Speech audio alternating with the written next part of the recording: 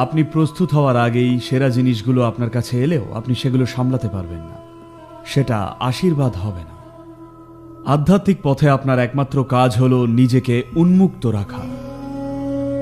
সাধুরা খুবই করুণাময়, কিন্তু গুরুরা একদম নির্মম। তিনি শুধু সেই জিনিসগুলোই ঘটতে দেবেন যা ঘটা প্রয়োজন, আর শেষ পর্যন্ত এর ফল ভালোই হবে।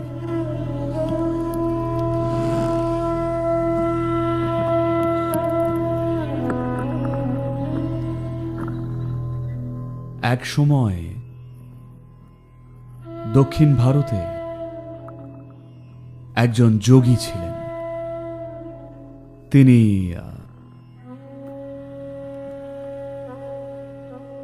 পাহাড়ের একটা গুহায় বাস করতেন।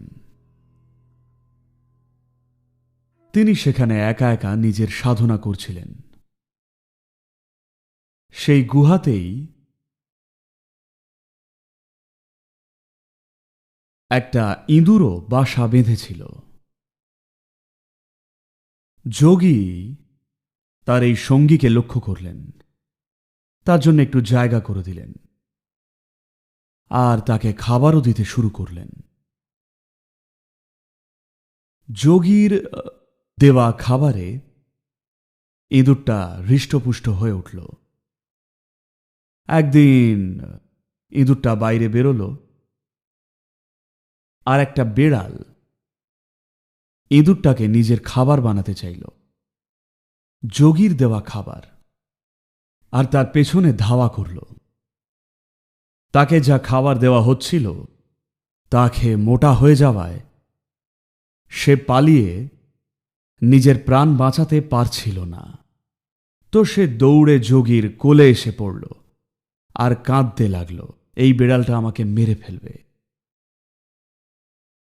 যোগী ইঁদুরটাকে ধরে রাখলেন আর বেড়ালটাকে তাড়িয়ে দিলেন। তারপর তিনি ভাবলেন, এই ইঁদুরের এরকম সমস্যা হতেই থাকবে। এখন যেহেতু বেড়ালটা একটা মোটা ইঁদুর দেখেছে, সে এখানে ঘুরঘুর করে ওত পেতে থাকবে।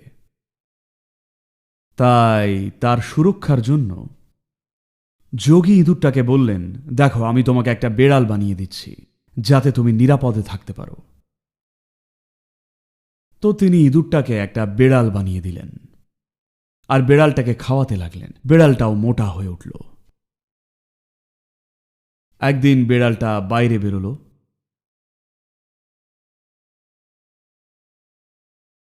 একটা শিকারী কুকুর এই বেড়ালটাকে দেখে তার পেছনে ধাওয়া করল। আবারও যোগীর দেওয়া খাবার খেয়ে মোটা হয়ে যাওয়ায় বেড়ালটা নিজেকে বাঁচাতে পারছিল না। সে সোজা যোগীর কোলে এসে পড়ল আর বলল, কুকুরটা আমাকে মেরে ফেলবে। যোগী বেড়ালটাকে ধরে রাখলেন আর কুকুরটাকে তাড়িয়ে দিলেন। তারপর সিদ্ধান্ত নিলেন, বললেন, এর নিরাপত্তার জন্য সবচেয়ে ভালো হয় একে একটা বড় কুকুর বানিয়ে দিই। তো তিনি বেড়ালটাকে একটা বড় কুকুর বানিয়ে দিলেন। কুকুরটাকেও খাওয়াতে লাগলেন। কুকুরটা মোটা হয়ে গেল। আর একদিন বাইরে বেরোল। একটা বাঘ এই মোটা কুকুরটাকে দেখে তার পেছনে ধাওয়া করল। কুকুরটা দৌড়ে এসে যোগীর কোলে পড়ল আর আবার বলল, বাঘটা আমাকে মেরে ফেলবে। যোগী বাঘটাকে তাড়িয়ে দিলেন আর বললেন, আমি তোমাকে একটা বাঘ বানিয়ে দেব যাতে তোমার কোনো রকম সমস্যা না হয়। তিনি কুকুররূপী ইঁদুরটাকে একটা বাঘ বানিয়ে দিলেন। তো সে একটা বাঘ হয়ে গেল আর যোগী বাঘটাকে খাওয়াতে থাকলেন। বাঘটা জঙ্গলে ঘুরে বেড়াতে লাগল। তার খুব ভালো লাগতো। সে শুধু গর্জন করলেই সবাই পালিয়ে যায়। সে বাঘ হওয়াটা খুব উপভোগ করত। কিন্তু একটা জিনিস তাকে ভাবাতে লাগল, জঙ্গলের সবাই ভাবে আমি একটা বাঘ, কিন্তু আসলে আমি যে একটা ইঁদুর, এই রহস্যটা শুধু যোগীই জানে। আমি যদি ওনাকে মেরে খেয়ে ফেলি, তাহলে কেউ জানবে না যে আমি একটা ইঁদুর। সবাই সত্যিই ভাববে আমি একটা বাঘ। তার মাথায় এই বুদ্ধিটা এলো। তো সে যোগীর দিকে এগিয়ে গেল। যোগী বাঘটার মনের ভাব বুঝতে পারলেন। তিনি বুঝলেন, ও, আমি ওকে যা দিয়েছি তার জন্যে ও প্রস্তুত নয়। আর তাকে আবার ইঁদুর বানিয়ে দিলেন।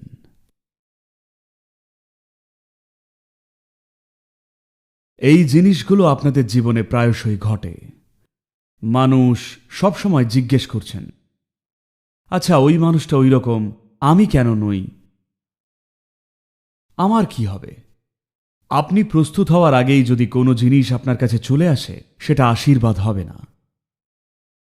আমি সেরা জিনিসগুলোর কথা বলছি। আপনি যদি প্রস্তুত না থাকেন, তবে সেরা জিনিসগুলো আপনার কাছে এলেও সেটা আপনার অভিজ্ঞতায় আশীর্বাদ হবে না, সেটা একটা বড় সমস্যা হয়ে দাঁড়াবে। আপনি সেটা সামলাতে পারবেন না। তা সে বস্তুগত সমৃদ্ধি হোক, বা আধ্যাত্মিক উন্নতি হোক, বা কোনো অসাধারণ অভিজ্ঞতা হোক, বা যাই হোক, যতক্ষণ না আপনি নিজেকে একটা নির্দিষ্ট পর্যায়ে বিকশিত করছেন, যা অবশ্যই স্বাভাবিকভাবে ঘটবে, আধ্যাত্মিক পথে আপনার একমাত্র কাজ হলো নিজেকে উন্মুক্ত রাখা। কি ঘটা উচিত তা নিয়ে প্রত্যাশা বা দাবি করা নয়। আমি সেই ধরনের যোগী নই।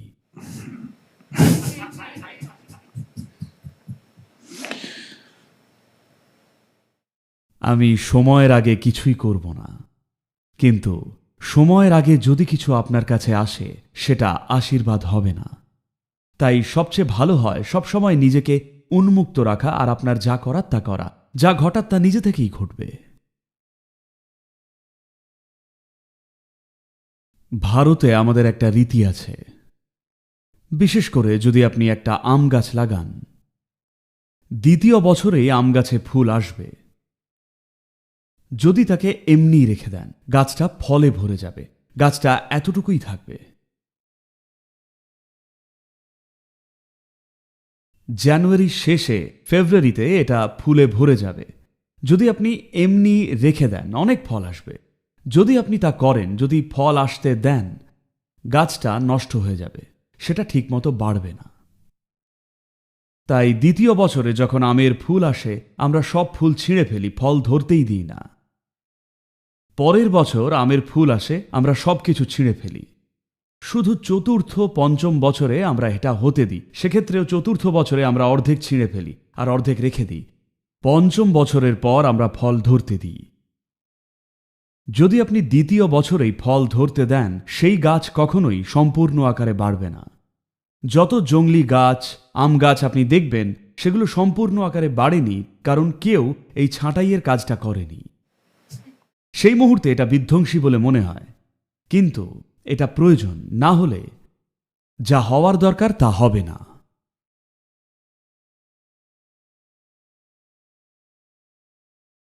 এই ভুল জায়গায়, জানেন, যারা নৈতিকতায় ভারাক্রান্ত, আপনাদের কেউ কেউ, আপনারা ভুল জায়গায় করুণা দেখাচ্ছেন। অনেক বছর আগে যখন আমি খামারে থাকতাম, ষাঁড় বা বলদগুলো যাদের কাজের জন্য ব্যবহার করা হয়, হাল চাষ এবং গরুর গাড়ি দুটোর জন্যেই, যেটা হলো ভারতে এখনও প্রায় 45-50% মাল ভারতে এখনও কোনো না কোনো স্তরে গরুর গাড়িতে নিয়ে যাওয়া হয়। যদি না জানেন তাই বললাম।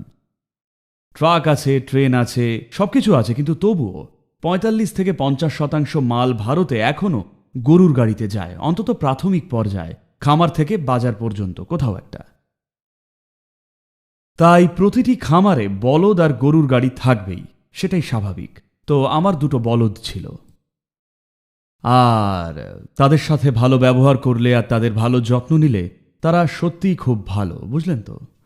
তারা আপনার বন্ধুর মতো আচরণ করবে আর খুব অনুভূতিশীল, সংবেদনশীল হয়। আপনি তাদের সঙ্গে এক ধরনের সম্পর্ক আর যোগাযোগ গড়ে তুলতে পারেন, যেমন কুকুরদের সঙ্গে মানুষের খুব ঘনিষ্ঠ আর আদরের সম্পর্ক হয়। একইভাবে গরু আর বলদের সঙ্গেও মানুষের খুব ঘনিষ্ঠ সম্পর্ক হয়। তো এই বলদ দুটো ভালো, আর তারা বেশ সুদর্শন যুবক, বুঝলেন? তাই নিয়মিতভাবে এটা করতে হয়। মানে যেমন ঘোড়ার জন্যে ঘোড়ার নাল আছে, একইভাবে একই ধরনের নাল, আসলে একটু ভিন্ন আকারের ঘোড়ার নাল, বলদের পায়েও লাগানো হয়। যেভাবে এটা করা হয়, ঘোড়ার ক্ষেত্রে এটা ঘোড়াকে দাঁড় করিয়ে করানো যায়, বলদের ক্ষেত্রে সেটা করা সম্ভব নয়। বলদগুলোকে মাটিতে শুইয়ে ফেলে ব্যাপারটা করতে হয়, আর যখন এটা করা হয় তখন এটা বেশ ভয়ানক ব্যাপার। আমি কয়েকবার গোটা ব্যাপারটা দেখেছি। একটা লোক এসে গোটা ব্যাপারটা করছিল, আর ও যেভাবে করছিল আমি ভাবলাম এর দরকারটা কোথায়। আমি গরুর গাড়ি ব্যবহার করা ছেড়ে দিয়েছি। আমার বলদরা বড় রাস্তায় যাবে না, ওরা শুধু কাঁচা মাটিতেই হাঁটে, বুঝলেন তো। তো আমি ভাবলাম আমার বলদদের জন্যে এই নাল চাই না। বলদ নাল বলে কিছুই নেই, কেমন?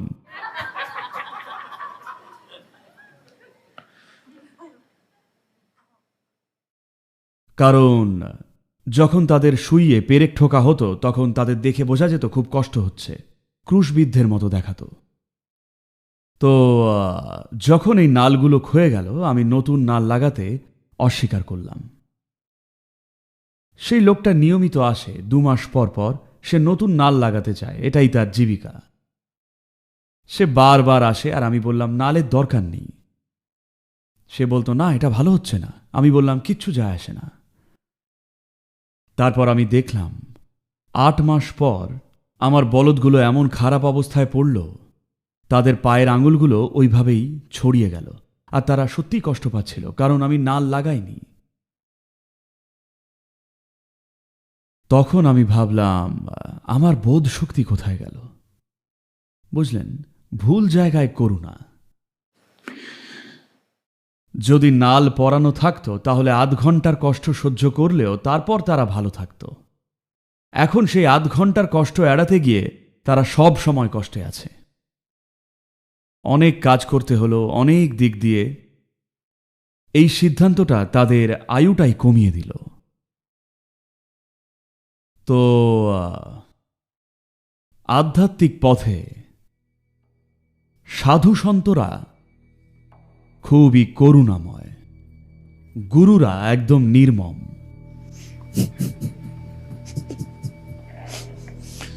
সাধুরা শুধু আশীর্বাদ করে বলেন তোমার সাথে সবকিছু হোক, অথবা শুধু সেরাটাই তোমার সঙ্গে হোক, কিন্তু গুরু একদম নির্মম। তিনি শুধু সেই জিনিসগুলোই ঘটতে দেবেন যা ঘটা প্রয়োজন, যা দরকার নেই তিনি তা ঘটতে দেবেন না।